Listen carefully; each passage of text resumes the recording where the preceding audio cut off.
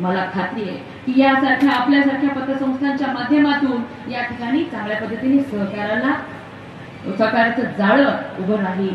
आणि ही महिलांची बँक मला माहिती आहे, महिला बाल विकास मंत्री राज्यमंत्री म्हणून मी काम करत आहे आणि अनेक वर्ष 2011 पासून राजेश दादा आणि आनंद भाऊच्या सोबतच मी त्यांच्याच सहकार्याने राजकारणामध्ये मी या ठिकाणी आली होते।